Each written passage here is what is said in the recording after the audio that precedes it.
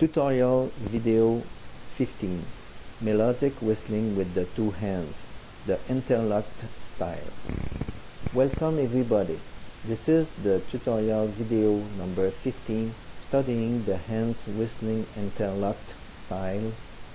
This naming is intended to refer to the position of the hands which require interlocking fingers of both hands together.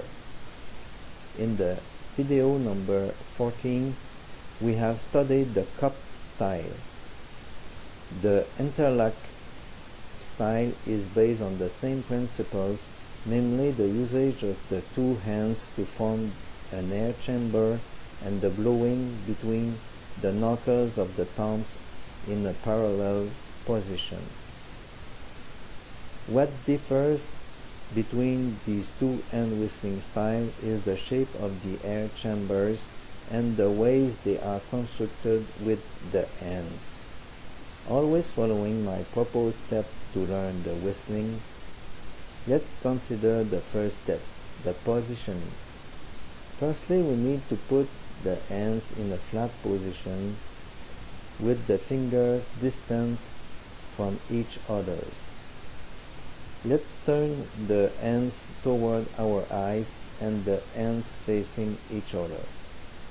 Then the interlocking of the fingers is made as if we would put our hand around a person or a tree, for example.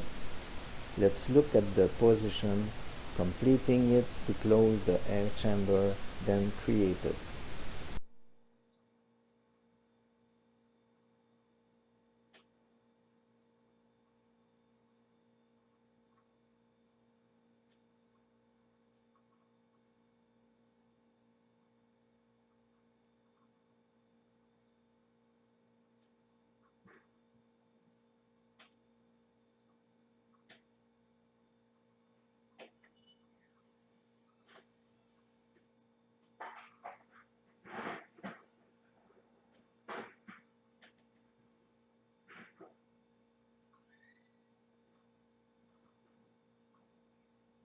We are now specifying the second step, the blowing.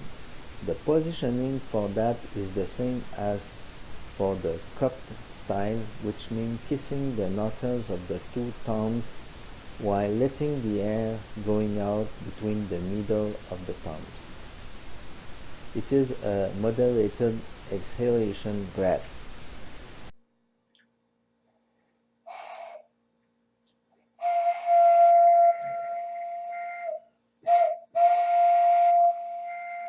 Most of the time, the whistling sound won't be heard in the first attempt to produce it.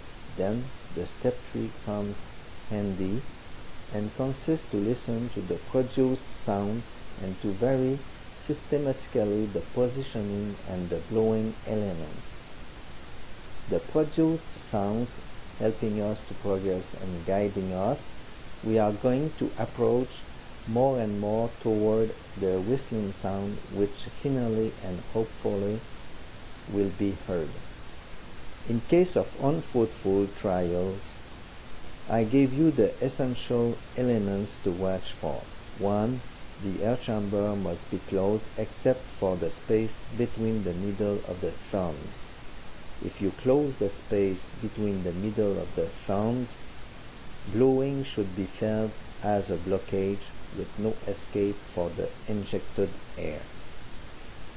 2. The distance between the middle of the thumbs. It should be relatively small. 3. The power of the blow must be sufficient. Too weak, the air cannot make a significant turbulence to produce the whistling sound. 4. The position more or less advanced of the lips on the knuckles of the thumbs. Try different advancements, judging it by the resemblance of the sound to a whistling sound.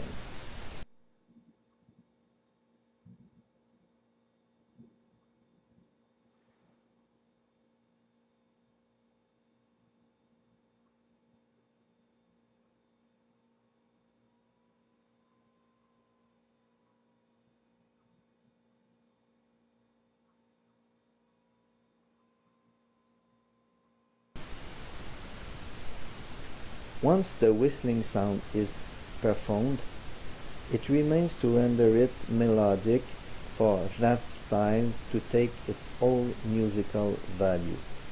The variation of the notes are mainly generated by changing the relative position of the two hands to modify the air chamber, a smaller volume favoring a higher pitch, as for the case of the cupped style.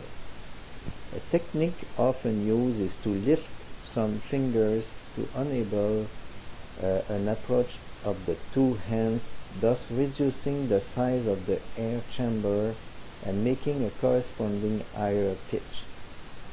The puffing of the cheeks may also contribute to control the whistling. Let's hear and see what the interlocked style may give.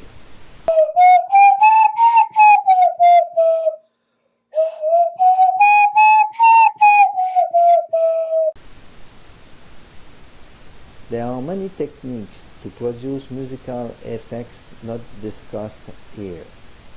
As it is for the ranges of pitches, the cupped style appears to have a wider range of notes, mostly for the lower notes, because the air chamber is naturally more voluminous. However, it seems easier to produce higher pitches with the interlocked style, probably because the ends may be put closer to each other, a result of the positioning of the two ends again. That is ending the video number 15. Thank you for the listening of this video. Let's have fun to whistle and let's start the music.